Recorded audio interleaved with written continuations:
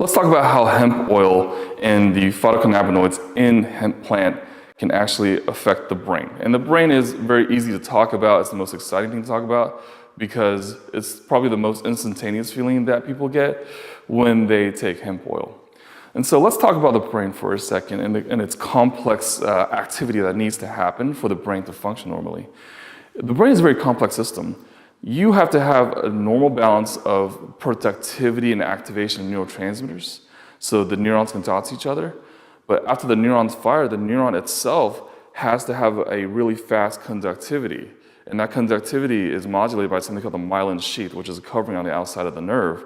And that nerve helps the conduction of these particular signals to affect different parts of the body. So the brain uses a ton of energy. This energy is called ATP, right? And since the brain uses a ton of energy, it uses things that make energy, help us make energy, like coenzyme Q10, omega-3s help us make energy. That's why these things are so good for the brain. But let's talk about how the endocannabinoid receptors in the brain are actually affected. And so whenever someone takes hemp oil, and there's different phytocannabinoids in there, there's cannabinoid receptors in the brain that modulate different neurotransmitter release, which means that there's serotonin that makes you happy, so it helps with that. And there's GABA, which calms you down. It has a nice calming feeling, so it modulates that GABA receptor. It helps with the dopamine, and dopamine too much or too little is never good. You want to have the right amount of dopamine, and that's modulated by the endocannabinoid system. There's glutamate, and glutamate is an amino acid that's something called an excitatory neurotransmitter.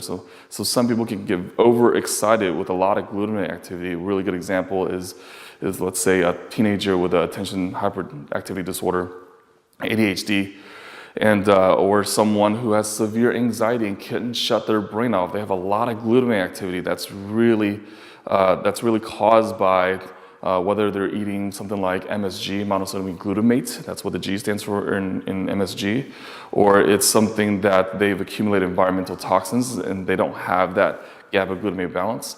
Whatever it is, the endocannabinoid system is able to pull that back into balance for the most part, right? And so what we want to do is recognize that there are a lot of different things out there that affect our neurotransmitter balance. Poor sleep, stress, terrible boss, or having a really bad day, or the death of a loved one. These are particular stressors that we have nowadays that are bigger stressors than the stressors that we had 10,000 years ago where a tiger is chasing us, we're trying to run away, right? And so the difference is 10,000 years ago, tigers chasing us, running away, we're using our energy up, we're using our body in exercise. Nowadays, the stressor probably makes us stress eat, right? Or stress sleep, or stress and not want to do anything but sit there. And so that throws our neurotransmitters off completely. So the endocannabinoid system is able to balance those neurotransmitters. And the second thing is the endocannabinoid system is also able to help the neurons fire once the neurotransmitter hits that neuron. So why is that important? So there's something in my office that we do called a EEG, and on the EEG we're able to see how fast a neuron fires from one point to another. And we see that people who have a lot of stress, they just have a very slow processing speed. It's like their RAM on the computer is being used up all the time due to stress, poor diet, environmental toxicities, right? So the endocannabinoid system is able to help that conduction of the particular neurons. And this is what we see now in animal and human models in 2018.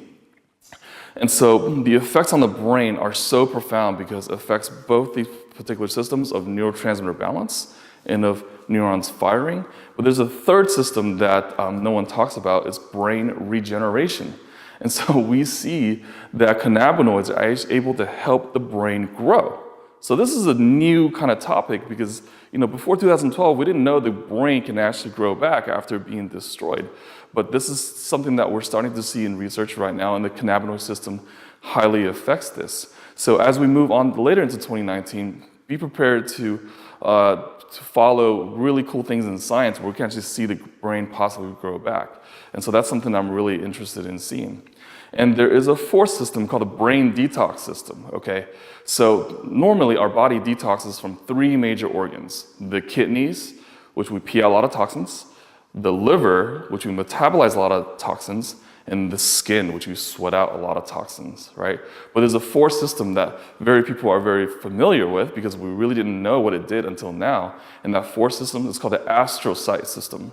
The astrocytes surround the vessels of the brain and actually acts as a filter for particular toxins going in and coming out.